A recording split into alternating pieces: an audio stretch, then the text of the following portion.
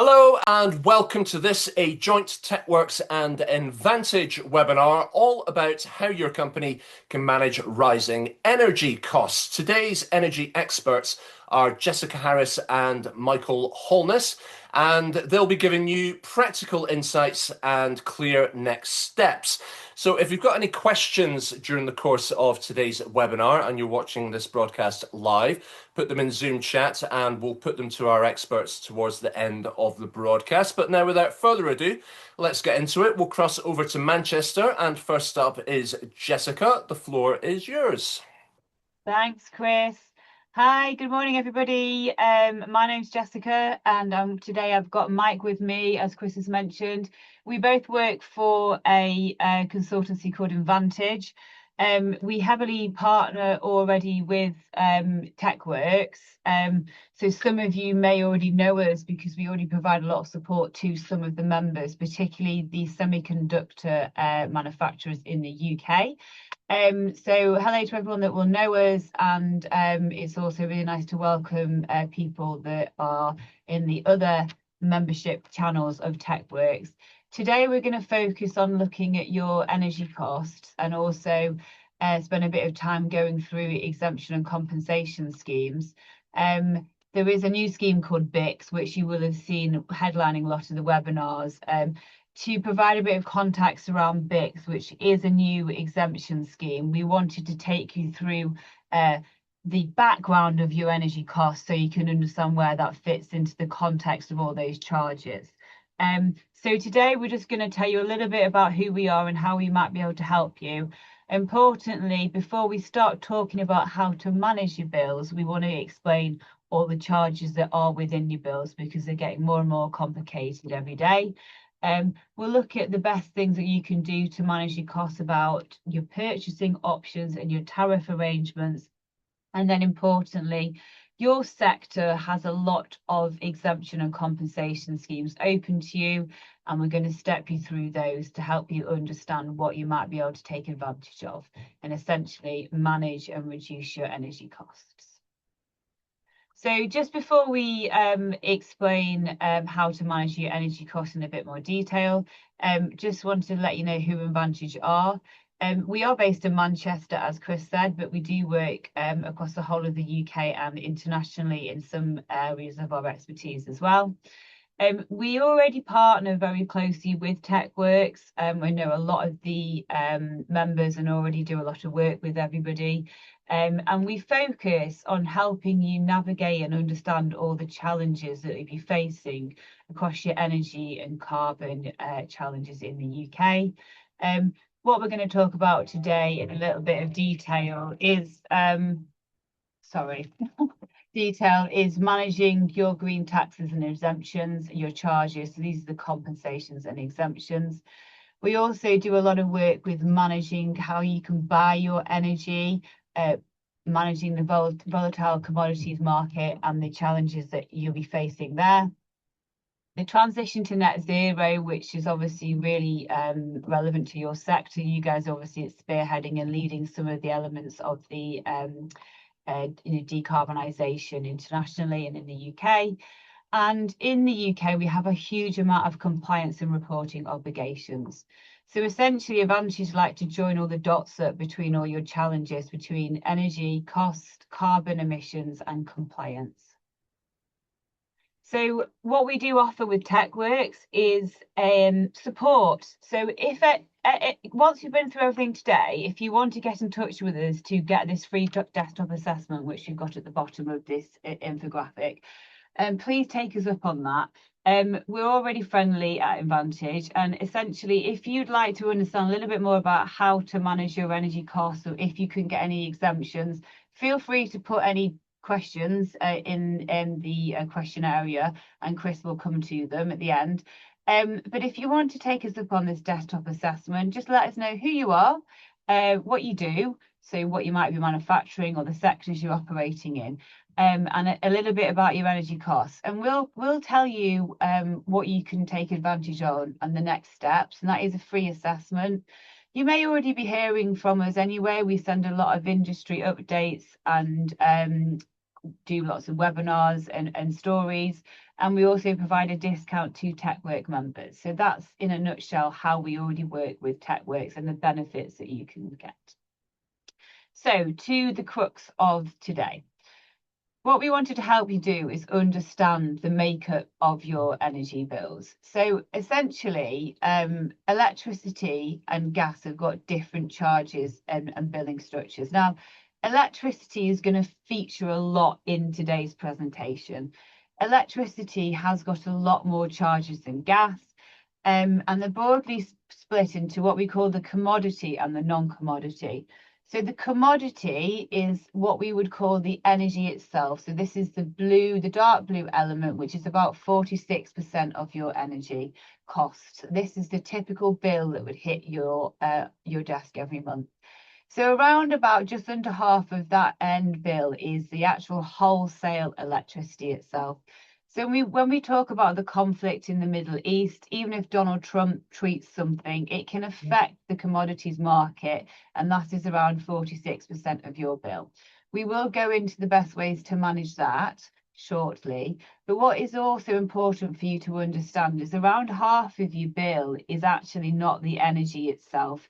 It is all the taxes and charges and the use of the network in the system that are making up a big proportion of your bill. So irrespective of whether you see individual billing lines on your bill, and we'll go into more detail the different charging structures, you are paying for all of these elements. And we want you to understand the best ways to manage the commodity itself, so how you can purchase your energy in the best way. And then we're going to spend a bit of time looking at all these other elements of the pie chart and take you through practical things that you can do to reduce and avoid those. So you may have noticed that your energy bills are on the up. Now, they have been going up, and they're also set to go up over the next few years. The reason buy charges are increasing is that, as you can see in this graph, there's lots of charges increasing across the network charges. So that's to get the energy to yourself, so the use of the system. Essentially, in the UK, our grid is pretty much not fit for purpose. So they are charging more and more to the end users. The pink section of the chart, again, you can see it has been increasing and it's set to increase again. And that is due to the renewable taxation in the UK that's putting up the bills. And then again, these are more system use and charges. So all in all, we are expecting these charges to increase. And over recent years, you will have seen your bills increasing. So it doesn't matter what's happening with the wholesale commodities market. The charges are increasing on the other side of the pie chart due to increased taxation and network charges. So over the recent years, you will have seen more lines come onto your bill. So we've had the EII support levy. More recently, we've had NRAB come on as well. And you may have already seen some increase in your charges in April through network costs. And we are expecting more to come in April. So it's now time to really take a good look at your bills, your charging structures, and making sure that you're leveraging every opportunity that you can. And the good news is your sector has a lot of opportunities to reduce some of these charges. Gas is a little bit more straightforward. As you can see, the lion's share of your costs with gas is actually the gas itself, the commodity. There's some transportation charges and a small amount of taxation with climate change levy. Again, there is an option to reduce that as well.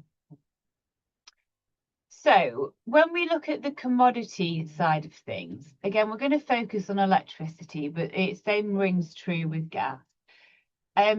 A big chunk of your bill itself is the energy and the markets. Now, most people will be aware that the energy market is a volatile commodities market, and the prices will fluctuate hour by hour within the day. There's various different things that will drive the cost of energy, power and gas in the UK, from geopolitical situations, conflicts in the Middle East, depending on how much of renewable energy is coming into the grid. And he has said before, even Donald Trump doing something silly on Twitter, can it actually spike and affect the energy markets? So what you need to do as an energy user in the UK is make sure that you're really considering and understanding how you buy energy.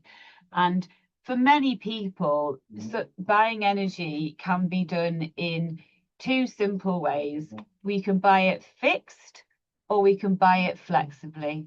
And a fixed is a more traditional purchasing model. This is where you may agree to buy your energy for a fixed price for a fixed period of time. So you may sign an electricity contract in July that may start in October. You will agree a price per kilowatt hour that you're going to pay, and you will pay the same price for the entirety of the contract. It's simple, you get budget certainty. However, you have no options. If there is a change in the market, if the market reduces, you will continue to pay that higher rate that you have fixed. Obviously, there can be the argumented upside that if the market spikes, you are still paying the lower rate, which of course is true. However, when you are buying a fixed energy contract, you're asking the supplier to take the risk on the commodities market. And typically that might mean that you're paying 10 to 15% more than the actual live wholesale price. So there is another way to consider. Some of you may well be doing it already, and that is to buy flexibly. And in a nutshell, buying flexibly allows you to buy energy directly from the wholesale market. So you are removing the price premium that the supplier provides because you're not asking them to take the risk. And you will have multiple bites at the cherry to buy your energy in a more strategic way. And actually, it becomes a less risky model because you're continuously layering up your purchasing position.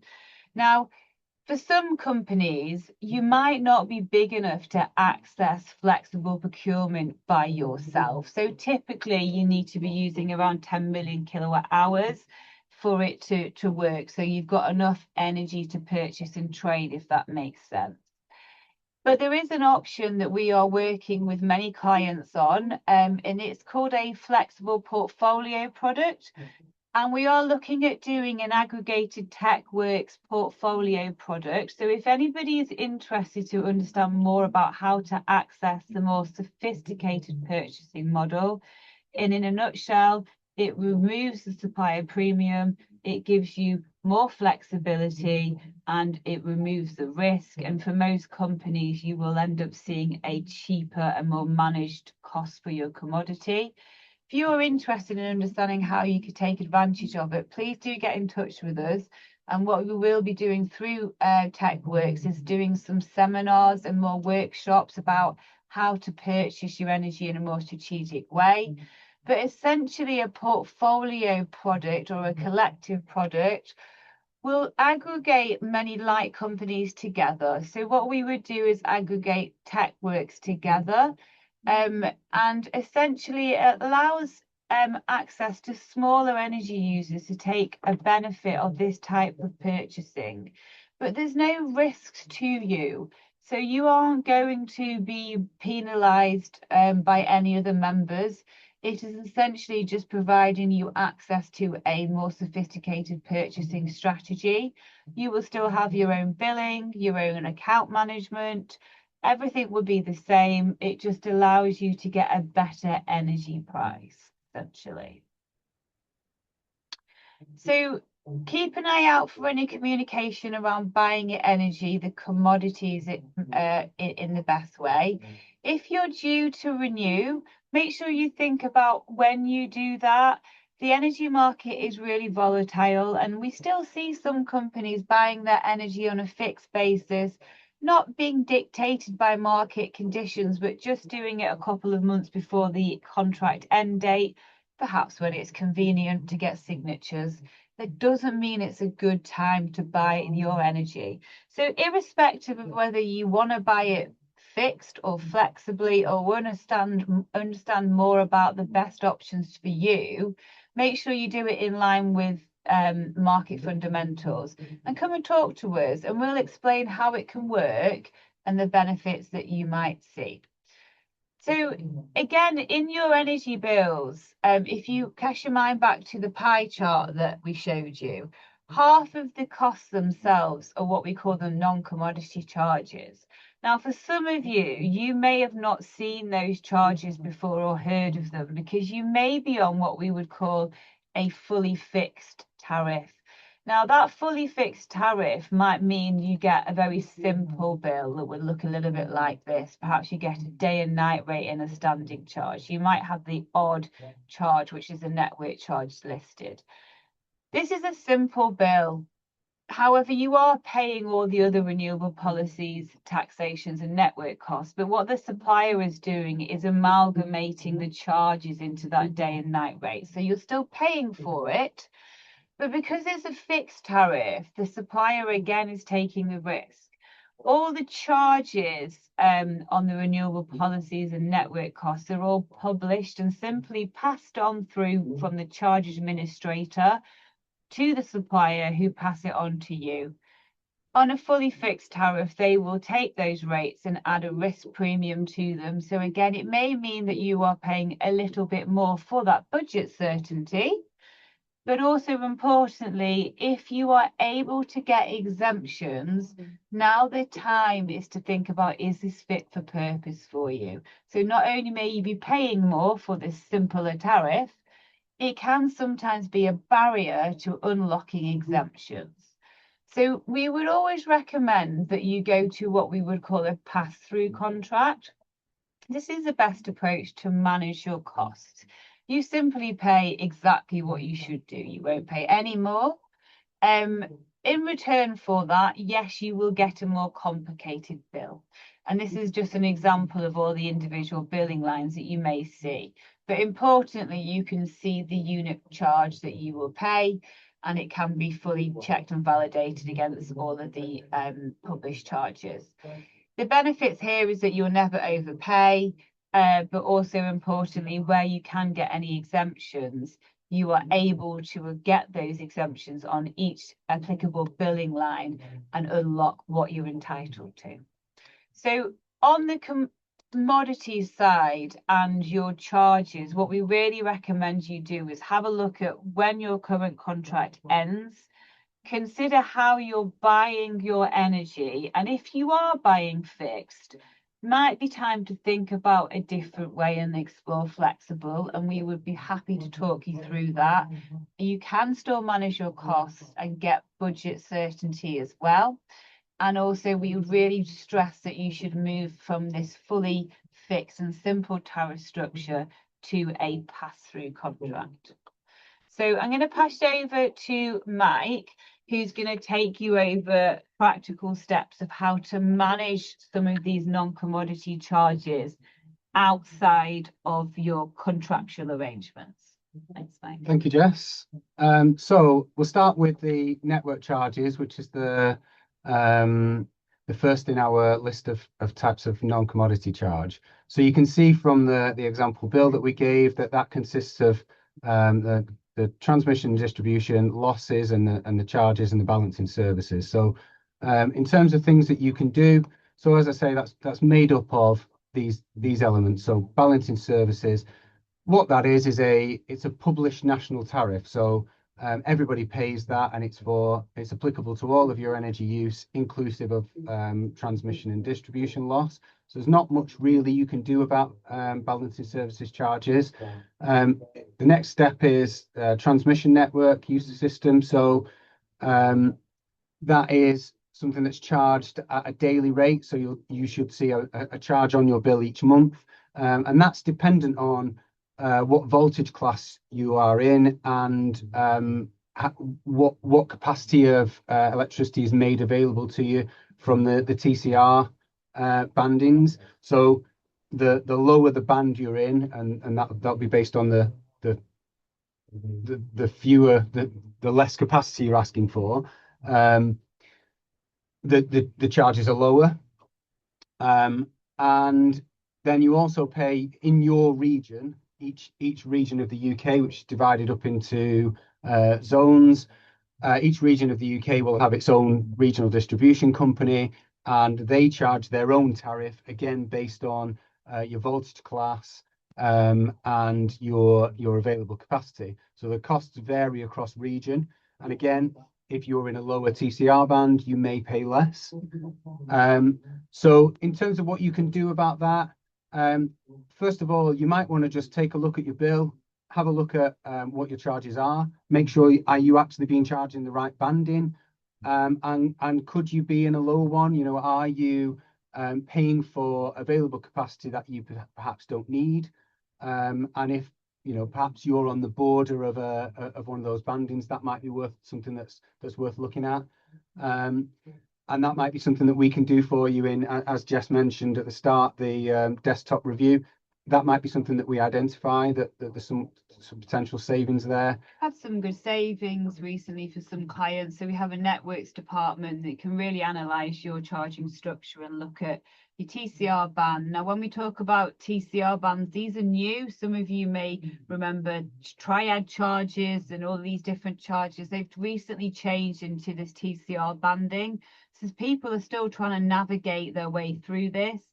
There has been changes in April. So one of the things that I'd say that you should do, as Mike mentioned, is go and have a look at a recent bill and have a look if there's any changes in your charges. A lot of people have experienced an increase.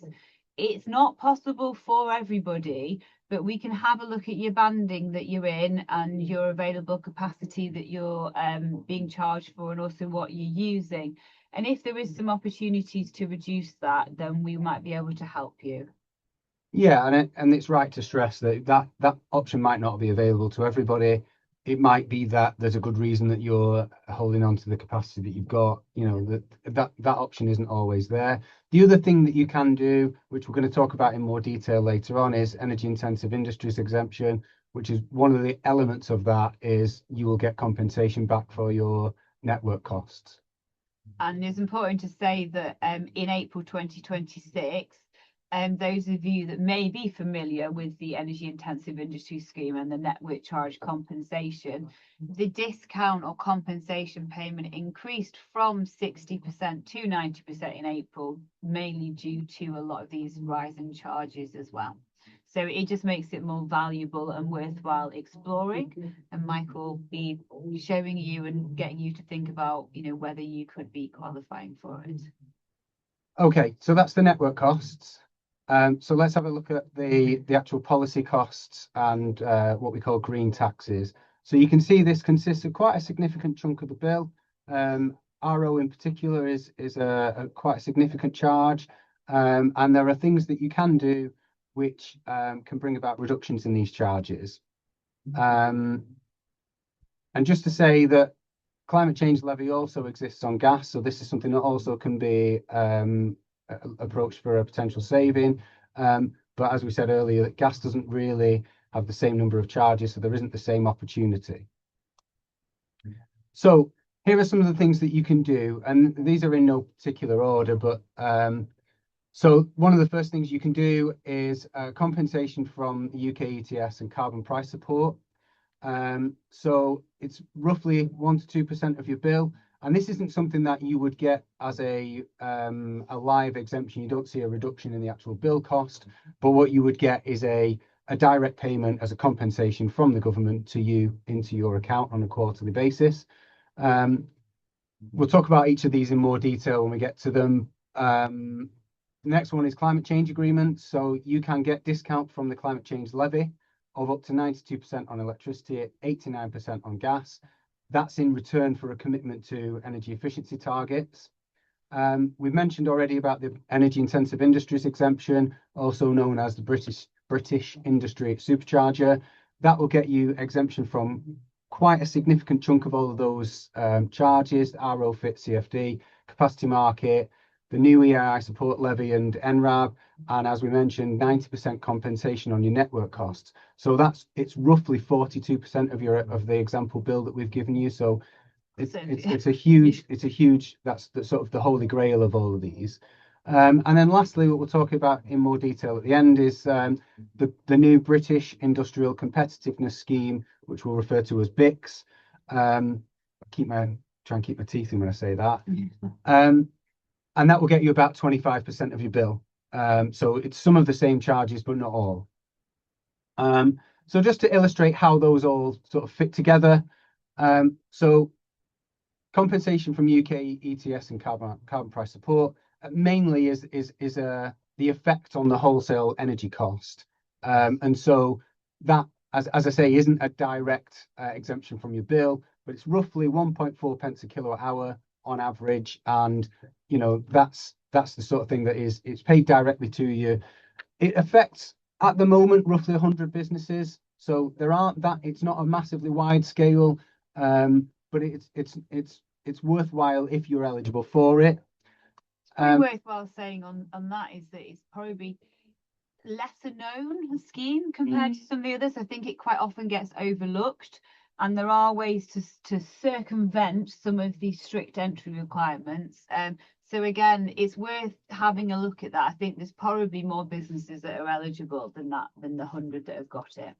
Yeah, absolutely.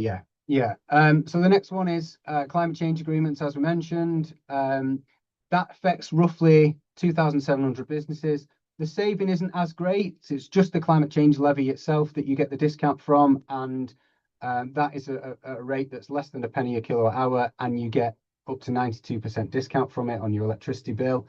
And there are also then hoops you have to jump through and compliance obligations that you've got to meet in order to retain that. The energy intensive industries is roughly 500 businesses, and that now is about 10 pence a kilowatt hour. So obviously hugely significant element of your bill, big chunk of the charges, and well worth getting. But obviously the entry criteria to that, as it suggests with only 500 odd businesses, it's a little bit more strict. It's not as easy to get in. And finally, the BICS scheme that's upcoming, we're expecting this from the government's own estimate to affect around 10,000 businesses. It's around 4 pence a kilowatt hour. So again, not to be sniffed at, significant, and it's a much wider scope. I think one of the things to maybe mention here, Mike, is that, as Mike said before, that the energy intensive industries is the holy grail of all the schemes. It will give you the biggest benefit. As we mentioned earlier about all these charges and taxation rising, if you look at an international counterpart's energy bill, they don't pay the same level of taxation across renewable policy charges and network costs as we do.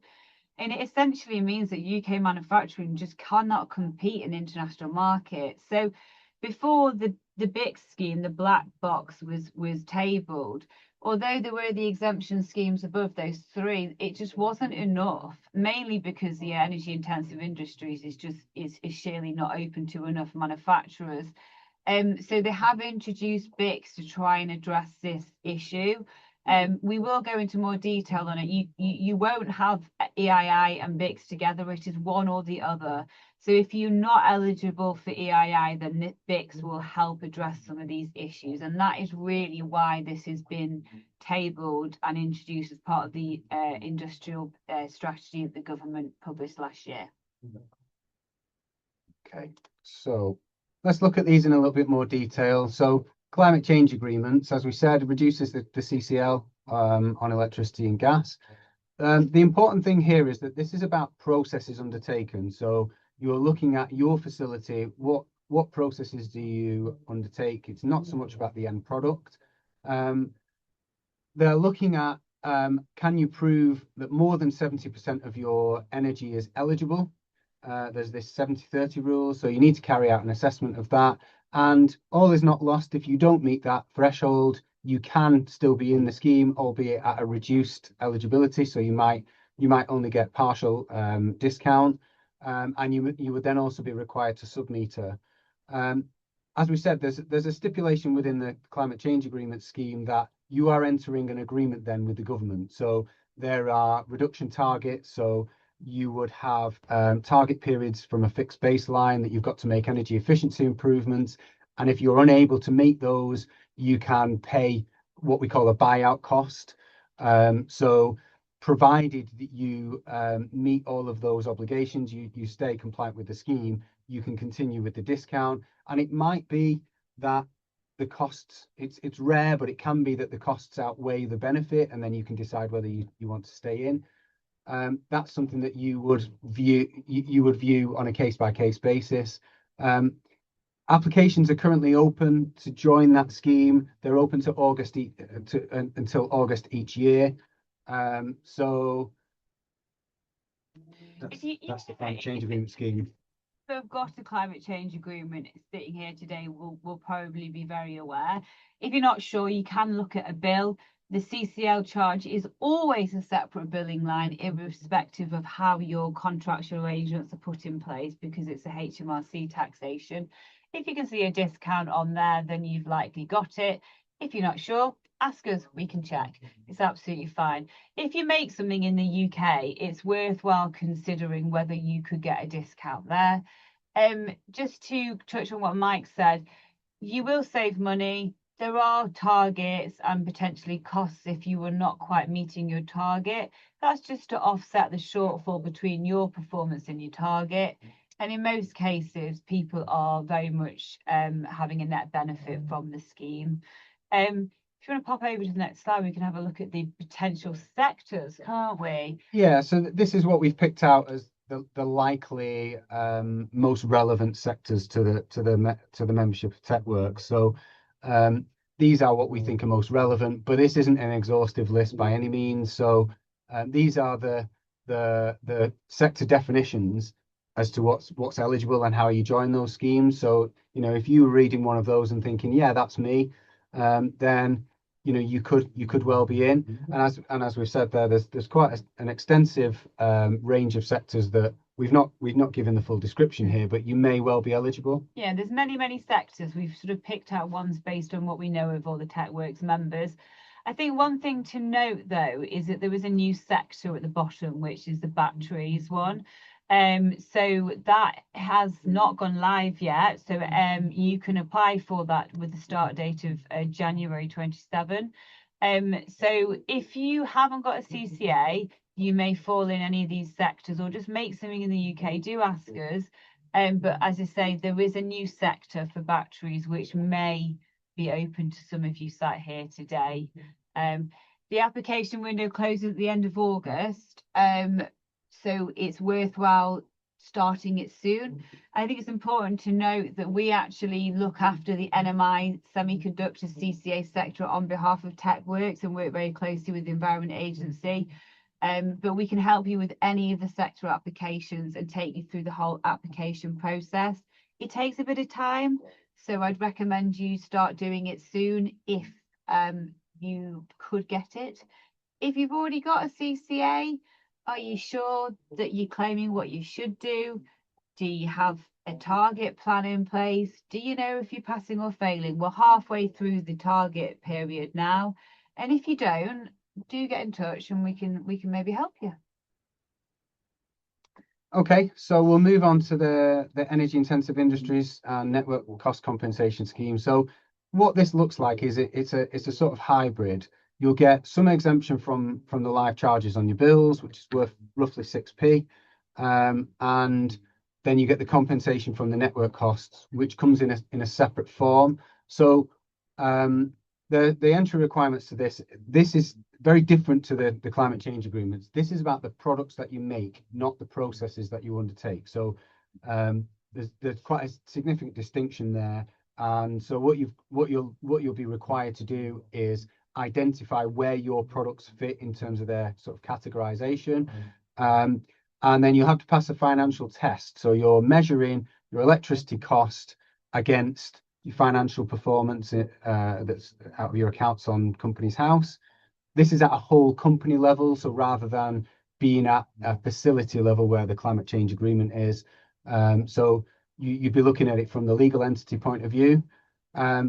The benefit here is it lasts 5 years. So provided you keep up with the compliance and reporting obligations, you keep the exemption for 5 years. So obviously, again, we've mentioned that this is viewed as very much the holy grail. That's one of the reasons why, you know, it has such long longevity. And there aren't any, unlike climate change agreements, there aren't any targets or costs. You're not required to pay anything towards it. You get the certification, and provided, you know, your supplier applies it to your bill, that benefit is yours. The network compensation does have an element of it does have an element of complexity to it. So what happens there is you're required to make a claim within a certain time frame after after each quarter, and then you don't actually get the money until a year in arrears from there. So it takes some time to come back, and that's what the EII support levy that we mentioned earlier on, that's what that is. It effectively, everybody else who doesn't have an EII certificate pays for the compensation of those who do. And so that is funded through that charge. Yeah, this agreement is really important to keep looking at it. And I think a lot of people fall down over the financial tests. Sometimes you're simply not eligible. So the scheme itself is in place to try and help support struggling companies. And that's why there's only 500-600 companies that are certified, because lots of people will make an eligible product, but many people do not pass this 20% intensity test. We need to demonstrate that your electricity costs are a significant proportion of your financial performance. And some people just don't meet that criteria. Now, some people don't meet it because they're doing it wrong as well, Mike, aren't they? Yeah. That's fair to say. So what I would really stress, do you want to pop to the next slide? Yeah, the other thing I think to add on that is that that financial test, you might have done that in the past and not passed. It's not permanent. You know, you review that each time. Yeah. So we've come up with a few things for you to think about here, basically sort of 5 reasons to consider why you haven't got EII and have never had it, and also 5 reasons that you need to think about if you do have it. EII, as we cannot stress enough, is worth so much money that it is worth continuously looking at it. We manage this for a large number of companies across lots of sectors, but also within your sector. We're really, really good at pushing the boundaries on product eligibility. So sometimes there can be grey areas around actually, do I make something eligible? And particularly with your sector, it's accelerating very quickly in terms of the product innovation and development. And sometimes the classification of product codes isn't catching up enough. So we are quite good at really analysing what you make to see, can we demonstrate that criteria on you make something eligible?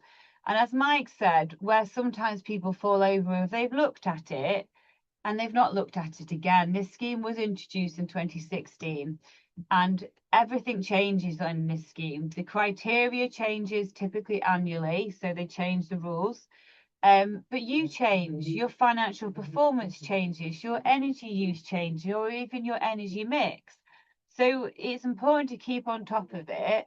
So if you don't have this scheme, take us up on the desktop review. We'll have a look at it and we'll let you know if you're in scope, if you're getting close.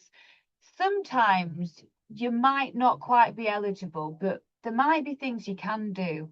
So we can help companies get this, even if they're not quite eligible.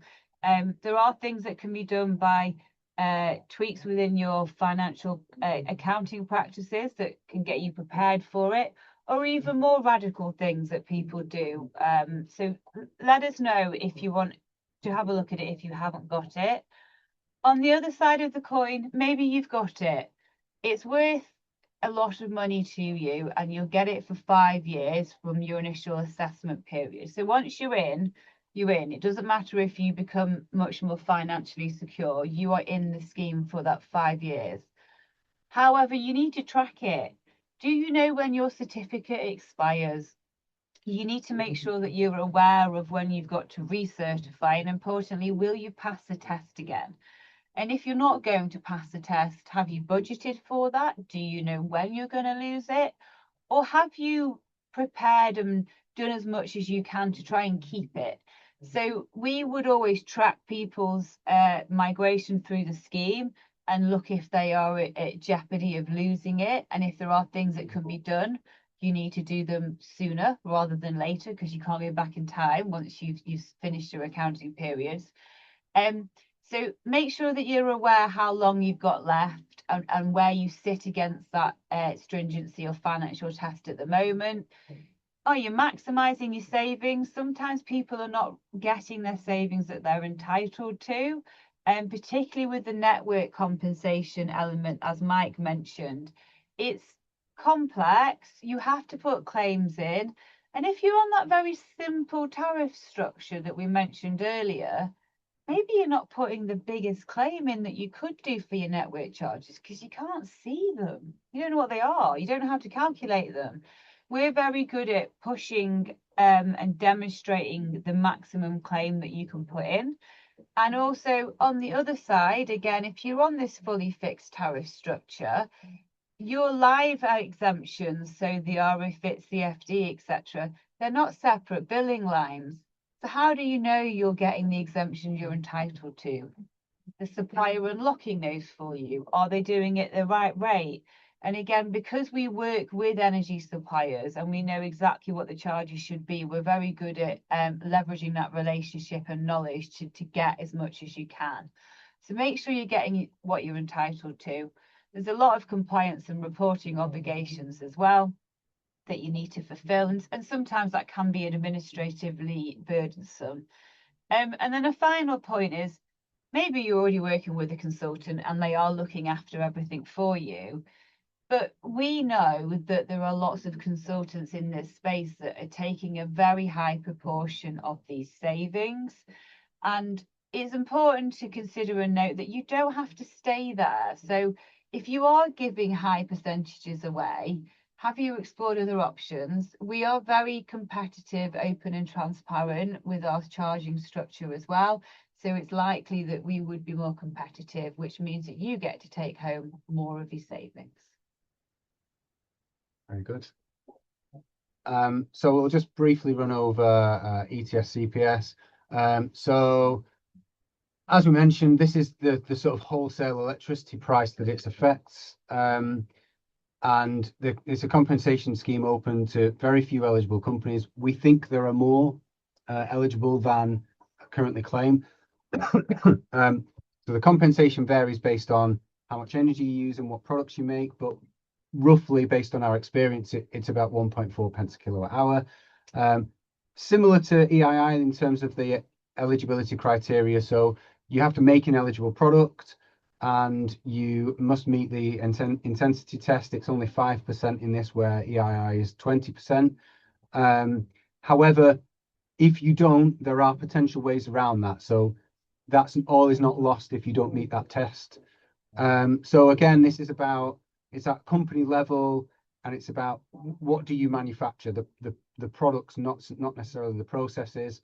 Again, there are no targets, no fees. It's just you get your compensation, provided you meet the reporting obligations. That's open to you.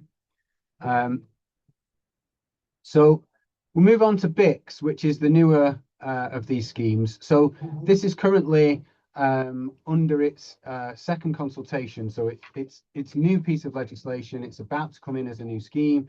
And so this is sort of what we know so far. So the proposal is you will get the RO, FIT and capacity market charges exempted from your bill. The scheme is supposed to start in April 2027, so it's worth about 4 pence a kilowatt hour based on current rates of those charges.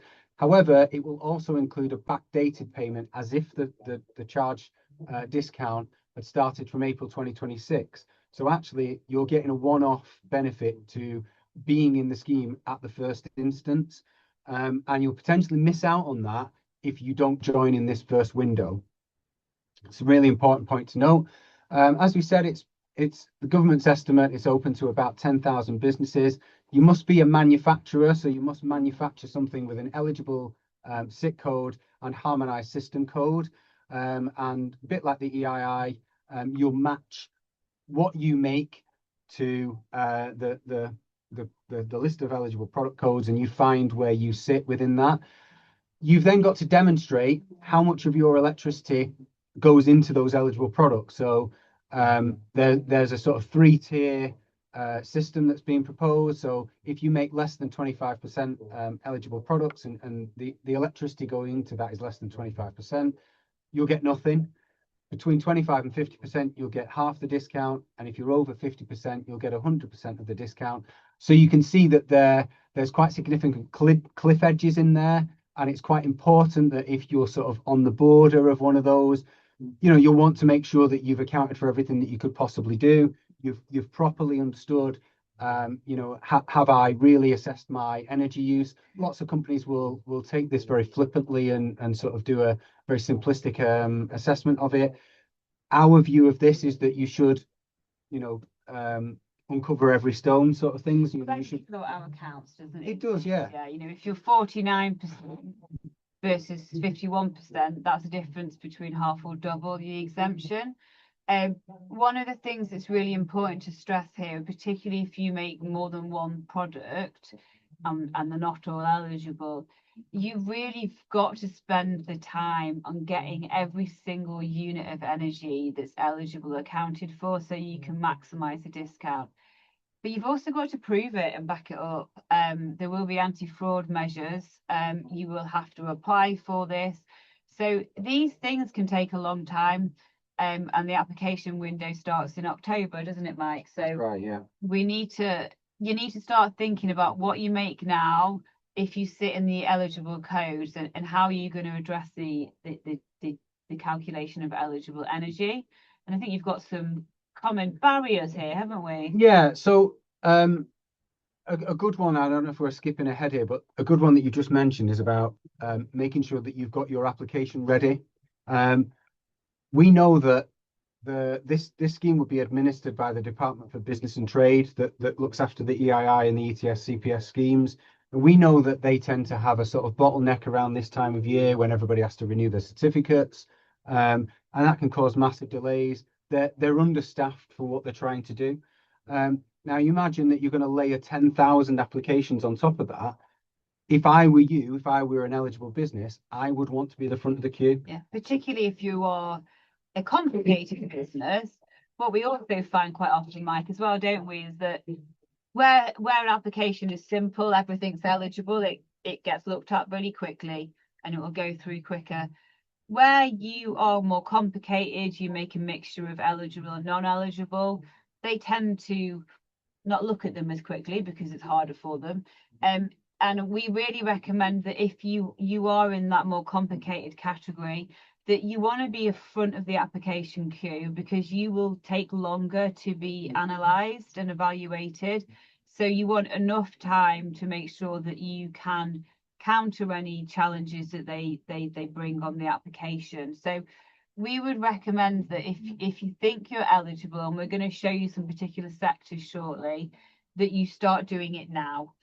We're already working with multiple companies to get them ready for the application. And we would like to be in a position to say that you should be applying for this when the window opens, which is expected in October. We do anticipate it's going to close the end of January. But with the Christmas break, you're moving sort of towards December. So you've not got a lot of time. And also you need to think about how you're going to calculate your eligible energy. That might take a while. Do you need to put some sub-metering in place? Do you make things in seasonal or monthly variations? Have you got enough time to demonstrate that? You can't rush these things. So taking the time to do it now and prepare yourself will provide a lot of benefits. And as Mike said before, if you miss this first application round, you will forgo the back date. You will lose that 12-month period. And then we anticipate that you won't then be able to enter until 2028.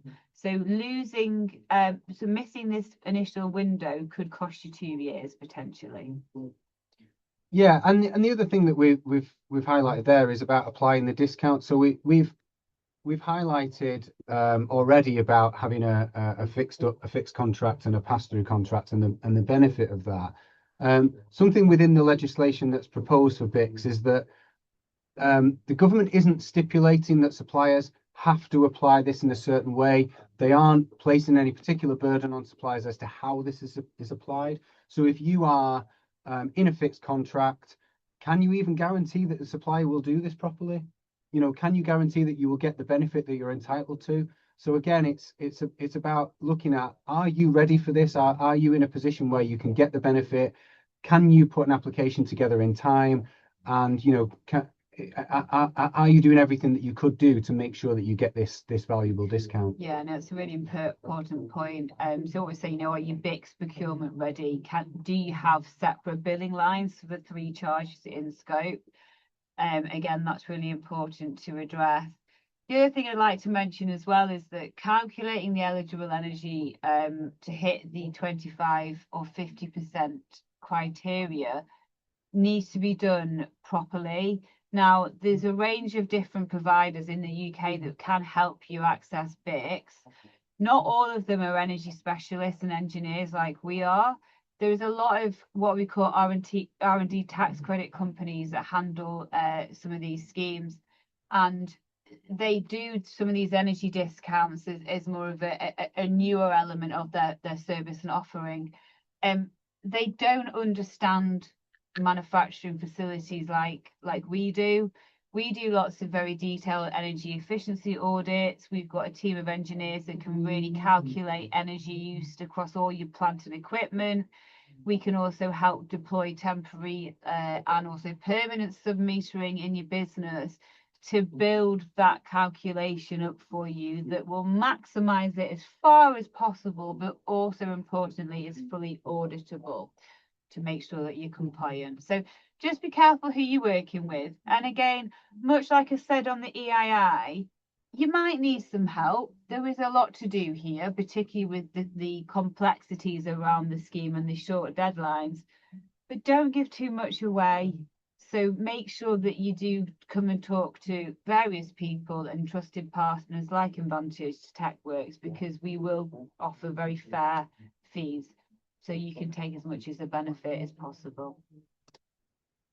So we've put some of the eligible sectors from EII, BICS, CCA, and ETS CPS into a little table here that these are some of the things that we've highlighted as likely to be relevant to the audience today. And you can see at a glance, if you identify where you sit within that, what schemes you're likely to be eligible for. So you can see, for example, if you are a semiconductor manufacturer, you're likely to be in the top one, 2611. So you're eligible for EII. If you can't get in EII because you don't meet that financial test, you could be in BICS instead. You could also concurrently have a CCA. There's nothing stopping you having both. Likewise, you can be in ETS CPS if you're eligible for it, and EII. Again, the two are not exclusive. The only two really that have an impact on each other are EII and BICS, and the reason for that is that you're getting exemption from the same charges, so you can't be exempting more than once for the same charge. If you've got EII, then don't worry about BICS, unless you're going to lose your exemption, in which case you want to think about preparing for BICS as a backstop. Or you might have EII is done at company level and BICS is done at site level. So it might be that you have other sites outside of the legal entity that no, you're quite right. Obviously, the batteries and accumulators is a bit of a hotspot at the moment, with the new sector being added for the CCA. So the government have stood up and noticed that batteries is a significant the important sector and it's growing. So that's a new CCA sector. So there may be some of you sat here today that don't have a climate change agreement just simply because you've never been able to get one. Well, now is your time. And also you are open to pretty much all the exemptions as well. So this is a bit of a cheat sheet for you to have a look at it and say, well, these are the types of things that I should maybe be able to get. But if you're not sure, just let us know who you are, what you do. We will have a look to see what we can see that you already have in place, and we can talk you through the next steps to get those exemptions for you if needed. So we've put together a little example. So let's assume you are a business that has a site that consumes around 5 gigawatt hours of electricity. So this is potentially what you could save. So if you were to be in EII, you could save 300,000 on the green taxes and levies. plus another 200,000 on network costs in compensation. Or if you're not eligible for EII, you could get up to 200 grand on BICS.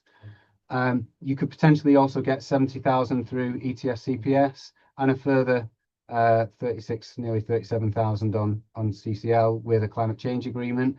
So, you know, the savings are significant. It's worth looking into each of these things.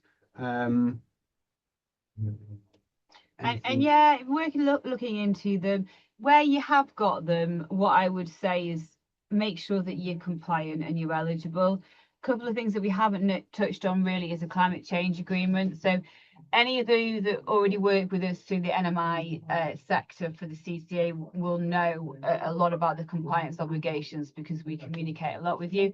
But if you sit in any of the other sectors and you've got a climate change agreement at the moment or any of the other ones, just be aware that you can get audited at any point. And the Environment Agency have had a bit of a hiatus from auditing recently. They've now hot on the heels of everybody. There's a huge amount of eligibility audits going on, and there's a lot of eligibility requirements and evidence packs and things that you need to have. And if you haven't got those, then you might be jeopardizing all of these savings. So making sure you're compliant if you've already got them is really important, and that you're on top of all the reporting obligations and charges that you might face with failing any targets. So just to wrap up then what we've talked about today. So we talked about how you purchase your commodity and you know, whether you buy fixed or flexibly, whether you might consider looking at that through our TechWorks portfolio arrangement.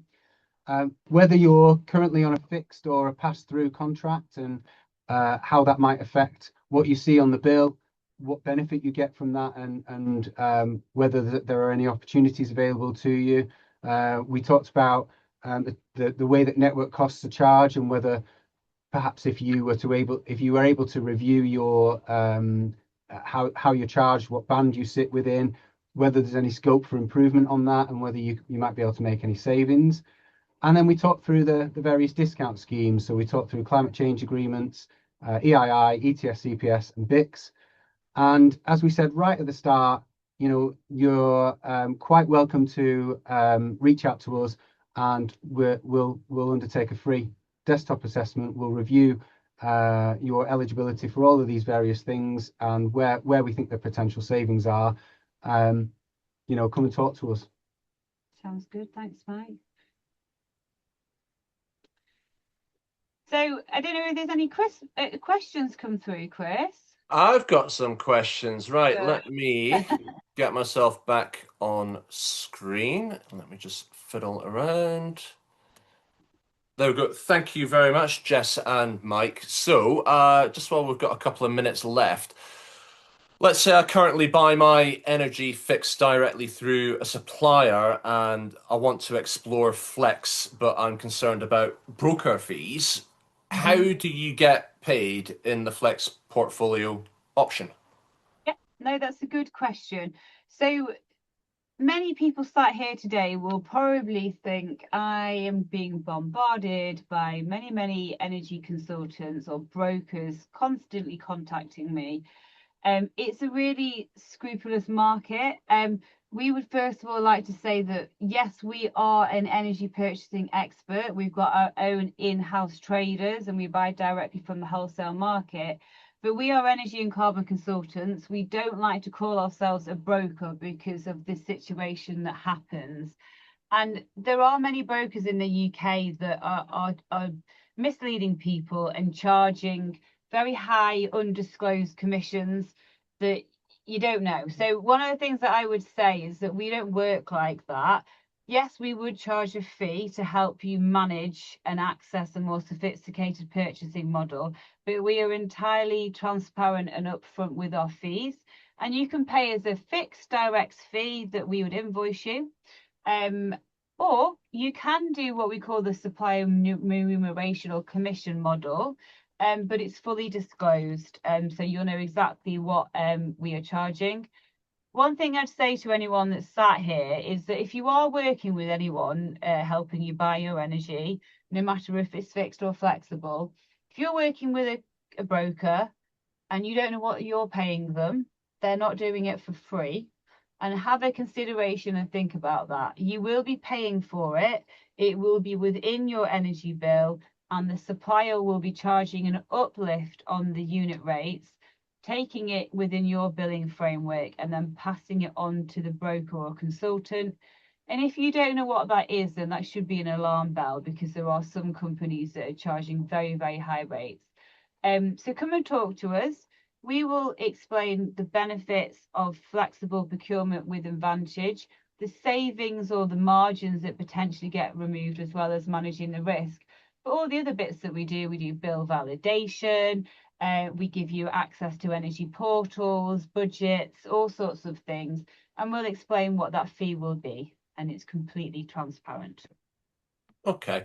I think we're going to run over, but I'll try and get through a couple of other questions quickly. So let's say my company manufactures batteries and I think I fit the new sector under CCA.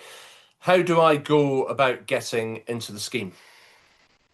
Okay, so this is a new sector. So you'll want to the application process for a climate change agreement it can be quite convoluted, and you almost have a little bit of a one shot of making sure that you set your targets up correctly. So I would say come and talk to us.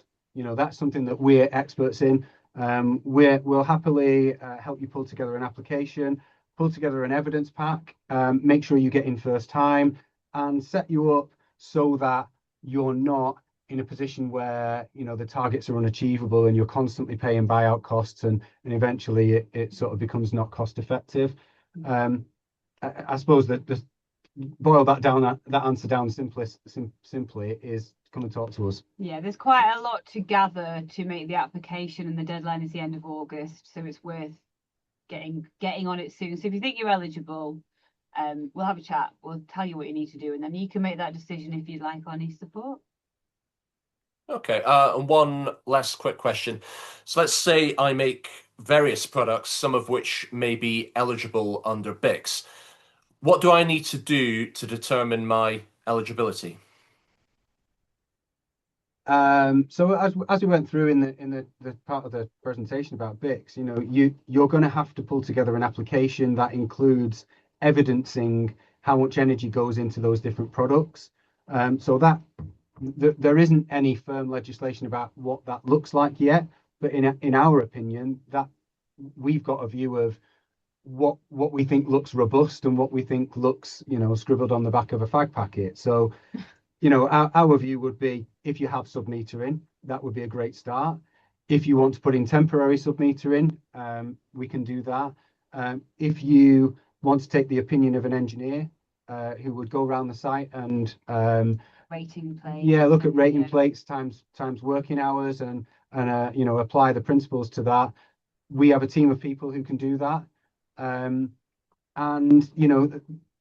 It would be, as I say, there isn't a firm rule about what that has to be constituted of, but our opinion is that there is a hierarchy of what's good and what's okay and then what's not. What we know, Mike, is what other schemes accept. So EII, CCAs, everything has to be backed up with evidence. So this is why you need to either be using metering data or very well documented and thought out engineering calculations. Sometimes we find people go, oh, it's definitely over that. Unless you can prove it and it's very well documented, it's not going to fly. So it's really important to start, again, do it now. Yeah. There's not a lot of time, it's July. You're right. I mean, within the climate change agreements, they have that 70-30 rule where you've got to prove that less than 30% is things like your offices and your toilets and your canteen and all that kind of thing. And, in almost all cases, people will say, well, that's a no-brainer. Of course we pass that. But you've got to prove it.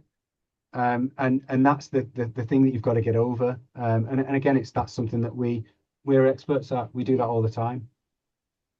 All right, we're going to have to wrap it up there. I'm afraid, Jess and Mike, we are out of time, but thank you very much for the past hour. And I think you'll have certainly convinced and made a believer out of a lot of the people watching today. So this has been a joint TechWorks and Advantage webinar. Thank you very much for watching.